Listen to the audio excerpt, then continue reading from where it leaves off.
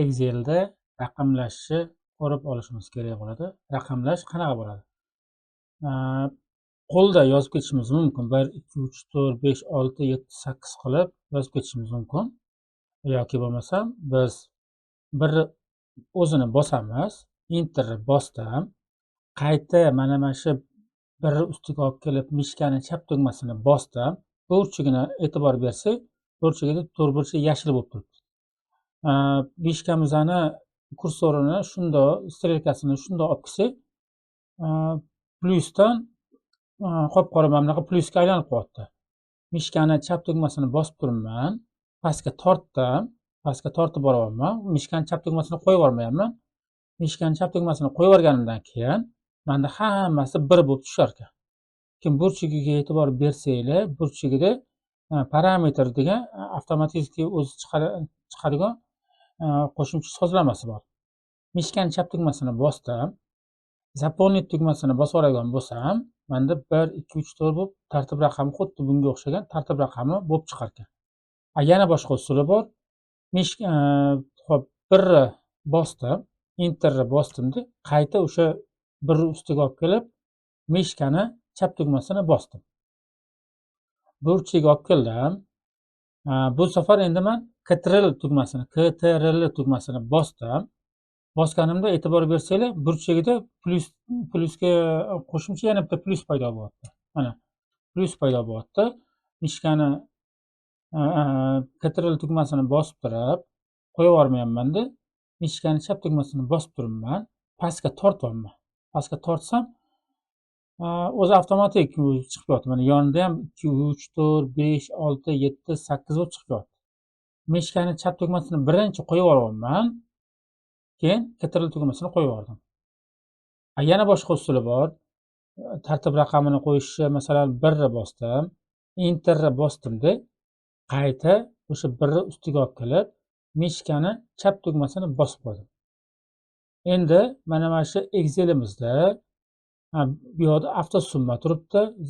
Главный menyuda avtosummamiz turibdi. Mana главный menyumizda avtosumma, keyin bu yoqda заполнить tugmasi turibdi. Biza заполнить tugmasiga kirib olishimiz kerak bo'lar ekan. Заполнить tugmasini bosdim. Bu yerda progressiya degan so'z turibdi. Progressiyaga bossak, bizda endi bu progressiyaga taalluqli bo'lgan. Past rakam degani mana shu qator bo'yicha ketadi. Qator bo'yicha sanab berar ekan. Masalan, men past rakam qilib, shak 1 ga 1 turibdi o'zi. Mana bu yoqda 1 turibdi. Bu yog'iga men 8 yozadigan bo'lsam, qator bo'yicha ketadi. Mana shu qator bo'yicha 8 ta qator sanab beradi. Past olsam bo'lsa, bu butun ustun bo'yicha, masalan, mana bu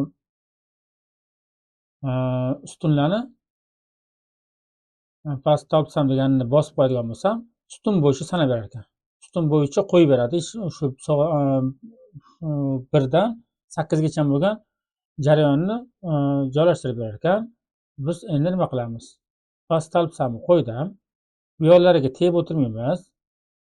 Предельный значениyaga olib kelib, mishkani chap tugmasini bosdim. Bu yoqqa men 8 qo'ydim. Sababi mana bu yerda hammasini 8 qo'yib qo'yganim uchun men 8 deb yozib qo'ydim. OK tugmasini bosib yubordim. Bo'ldi. Endi bu 8 bo'lgandan keyin, xo'p, bu 4-variant ekan. Endi bitta yana usuli bor. Buning uchun biz nima qilishimiz kerak? Ingliz tilidan rus tiliga o'tkazib olishimiz kerak. Rus klaviaturasiga o'tkazib olishimiz kerak ekan. Endi men bu yoqqa barobar bosdim. Barobar bosganimdan keyin, bu barobar degani shu formulalarni yo qanaqadir shu amallarni bajarish uchun shu barobar qo'yiladi. Oldin barobar qo'yiladi. Keyin biza bu yoqqa men stroka deb yozdim. str deb yozganimdan keyin o'zi avtomatik chiqib qo'yadi. Stroka degan so'z chiqib qo'yapti. Strelkamizni, o'sha mishkani strelkasini olib kelib, mishkani chap tugmasi bilan 2 marta tez bosib yubordim. O'zi mana stroka bo'lib chiqib keldi. Qovuslari bilan birga chiqib keldi. Qovus yopishimiz shart emas, shunchaki Enter'ni bosib qo'ya qolamiz. Bosdim, bo'ldi. Endi biza o'sha qayta bir ustiga olib chiqib, mishkani chap tugmasini bosib qo'ydim.